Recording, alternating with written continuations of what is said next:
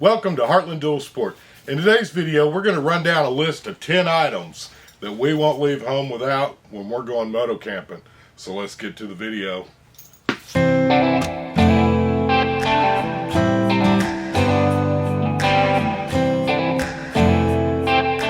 Welcome to Heartland Dual Sport. And again, guys, thanks for tuning in. Real quick, I'd like just anybody that's out there that's watching, if you guys have been downloading the PDF files that we're making that are accompanying these videos, leave me a thumbs up and then also let me know, are they helpful? Are you finding them helpful? What else could we do to try to increase and make it easier for everybody? And the whole goal with Heartland Dual Sport is we want to help others. So I thought doing the PDF and making the list is something kind of fun, and we've actually got one that's going to accompany this video as well. And be sure to go over to Heartland Moto Gear.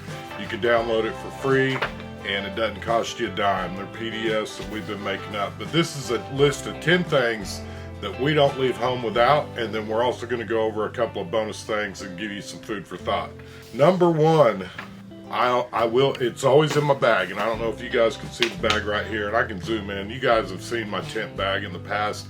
If you haven't, I'll put a link up to that video over here and you can go watch that video as well. But we essentially set up camp using all the 10 things that are in this list, and we are providing this list as a way to kind of help you guys, especially the guys that are going to be maybe got a new bike this year and you're at home right now. This is a perfect time to be prepping and getting ready for springtime weather. We've already passed the shortest day of the year this year, and spring's just around the corner.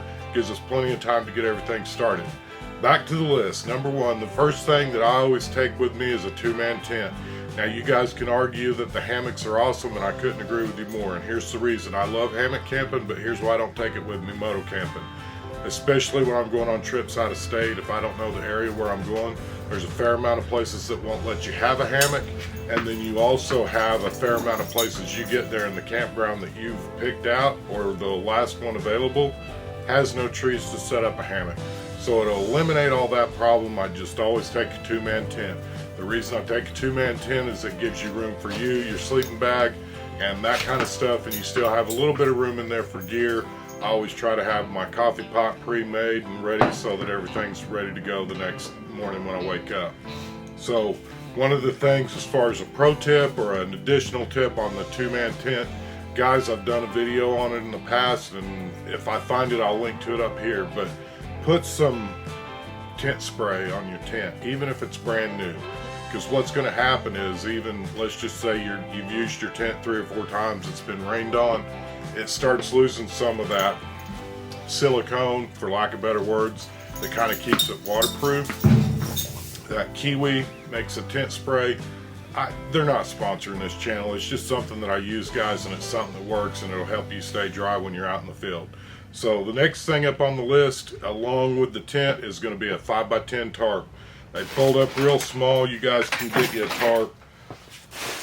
This one's actually bigger, but it still folds up real small. I think this is just a heavier dutier 5x10 tarp, but again, it folds up real small and it doesn't take up much space. Where the 5x10 or so size tarp comes in handy, now you've got a way to cover your bike if it's raining.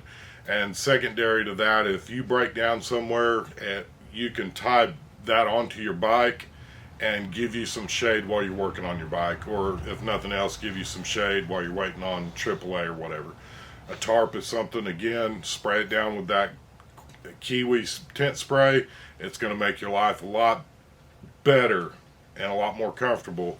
I hope you don't ever need it for a breakdown, but it definitely comes in handy for covering your bike. Sleeping arrangements. What I found, and one of the mistakes I made this past year, especially the trips that I took out to the East Coast, is it was really, really hot. I didn't need a sleeping bag. I do carry a sleeping bag. It's in the bag, it's packed, and I always leave it in there.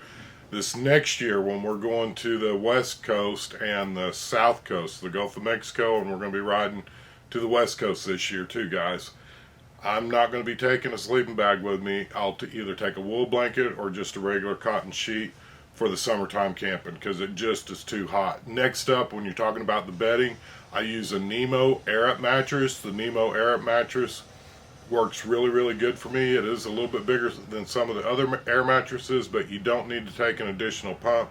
And the way it works is there's essentially the pillow on it, if you will, has a spot where you just kind of step on it with your foot or push on it, either one, and it airs it up. So that's actually a really cool feature, and I'll try to put some B-roll in here so you guys can see that as well. Along with the sleeping bag, if you guys have not seen some of these, even like this deal here would be a perfect little substitution for a sleeping bag. And this is actually a blanket, but you could use it as a pillow. And the secondary to that would be carry an extra dry bag with you. The dry bags come in really, really handy, but an extra dry bag, you can actually air it up a little bit, use that as a pillow. You can also use the extra dry bag to put any camp food or anything like that up in a tree if you're camping in known bear areas. One of the next things that I really find very useful, it's more of kind of a luxury item, but also a necessity. And a couple of these little, I only take one with me, but it's a collapsible camping light. Again, we've done a video talking about this in a lot more detail, and I'll put a link to that video over there. But it's real cheap. It's on Amazon. You can put this on your backpack or your hydration pack, and it's solar rechargeable, so while you're riding throughout the day, it can be charging back up. Along with the tent light, or the little collapsible camping light, guys, throw in a headlamp for yourself also. It works out real handy when you're trying to set up camp. If you get to camp late, you've got that headlight. They work out great. I've been using No Light. It's rechargeable. I'd put them up against Streamlight. I'd put them up against any other well-known light company. I've got some, well, that's a whole nother video. I'm just saying Olight makes good quality gear, and it's not going to fail you. Plus the fact that it's rechargeable makes it even that much better. You can throw it in your tank bag and be charging it on your way to your next camp spot. But a headlamp is a very valuable tool, and something that I think a lot of guys forget about. Next up on the camping gear, I always try to take either a little hatchet or a folding saw with me, and that's going to be to help you around camp. Anything from putting stakes in the ground, putting your tent up, to processing firewood. I will tell you right now, when I'm camping solo, I never ever make a fire for myself. It's just something I don't do. I'll sit around camp and I'll fire up my little solo stove and make coffee, that kind of stuff, but I'm not a big fire guy, but I know a lot of people really enjoy it, and it is much funner to sit around the campfire if you got somebody to BS with. But me, by myself, most of the time, I'm just not going to go to that effort. Next up on the list is going to be the little Joey chair, and that's what I'm calling it. I think Joey was probably one of the first people who ended up coming up with these, but it's just a small compact camp chair. Again, we'll show some B-roll of that in the background. One of the things I never leave home without is a big shank of paracord. This stuff comes in so handy. You can use it to tie up your bags if you're in bear country, food bags, whatever else. And it's a great way to, something else to tie your tarps down or whatever. I always have paracord. Next up on the list, because we already talked about having a spare dry bag, another good use for your spare dry bag is for your dirty clothes. I always carry at least 2 or 3 of these. They take up no space when they're empty. But you have a lot of options for that as far as usage. And then last but not least, the one thing that I always take with me, and it's more of a luxury item, and it may or may not fit for you, but something to think about. Take yourself a luxury item. My luxury item is a 12-volt rechargeable fan. I can't sleep good without my fan. I like the air blowing on my face, especially when it's hot in the summertime. And that's my luxury item. A luxury item kind of helps you when you're going on these 2 or 3 week long trips, especially if you're running solo.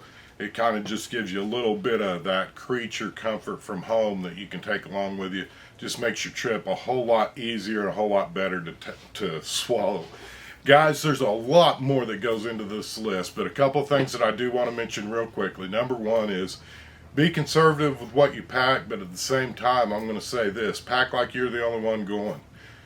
A lot of times, and I've had this happen before, I can give you an example. Me and Steve, when we was riding to Tennessee to go to the March Moto Madness event, it was a 3, 4, 5 day deal, and it was 1,200 miles roughly, or it's 1,100 miles. I think. No, let's just say it's a hair over 1,000 miles from Oklahoma City to Tennessee, where we was going.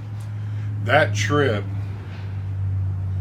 Steve had asked me and approached me. He said, "Hey, do you want to split up the tools? I can carry half the tools, and then you can carry half the tools." Initially, I thought to myself, "Hey, that's a great idea." Here's the problem, guys, and this is why I say pack like you're the only one going. Steve had an emergency and he had to leave, and he left. We just rolled into camp that first day. It took us 2 days to get to camp, to the March Moto Madness.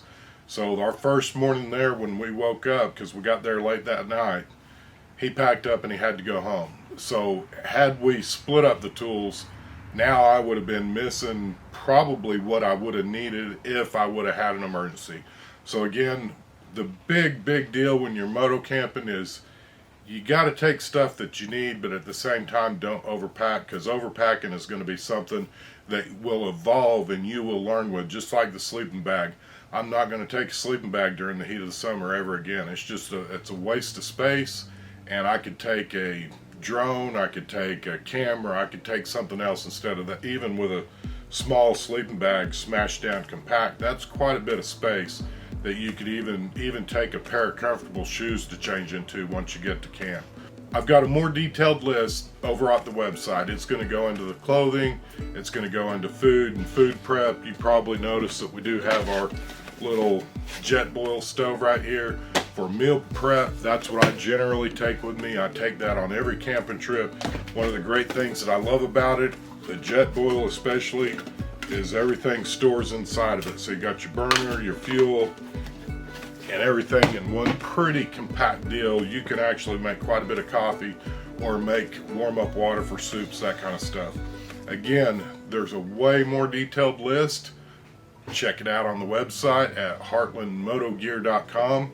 Again, guys, we appreciate your likes, comments, and subscribes. If you like this video, give us a big thumbs up. If there's something that we didn't cover or go over enough in detail to help you with your moto camping, please reach out, leave a comment, or even leave a comment over on the Facebook group. This video stems from a comment, or actually a conversation between several guys on the Facebook group talking about prepping and getting ready for the springtime moto camping. So again, guys, we appreciate you. We couldn't do this without you. And let's go ride.